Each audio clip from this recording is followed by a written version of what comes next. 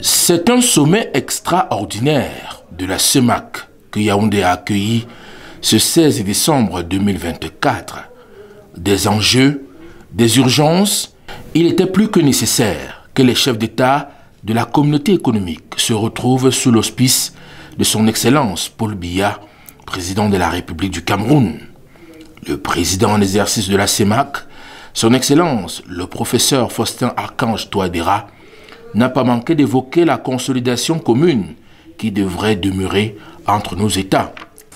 Plus spécifiquement, les retards constatés dans la mise en œuvre globale de notre stratégie sous-régionale de relance économique nous exposent à la persistance des tensions inflationnistes, la faible consolidation de la croissance économique, la faible consolidation des finances publiques, la dépréciation des réserves de change.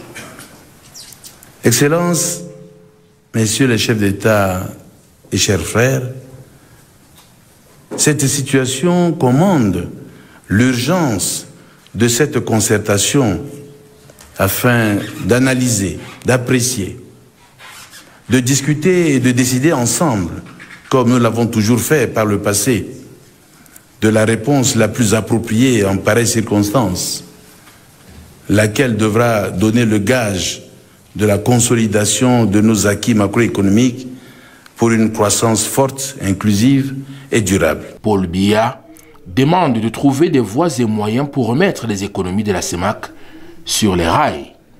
Les avoirs extérieurs nets des États se sont considérablement amoindris. La situation du secteur bancaire de la CEMAC est également préoccupante.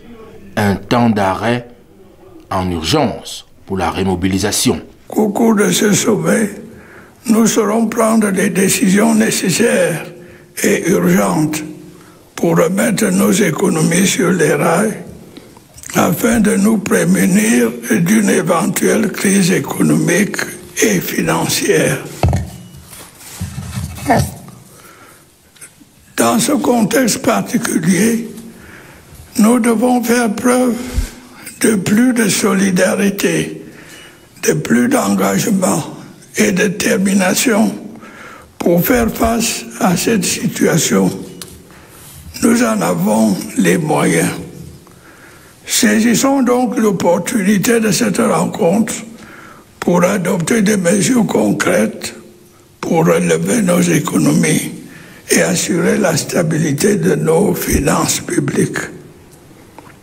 Réaffirmons notre volonté à mettre en œuvre les décisions qui seront prises au cours de nos travaux. Assurer un avenir plus prospère pour la sous-région, tel est l'essentiel du message à retenir pour des perspectives meilleures.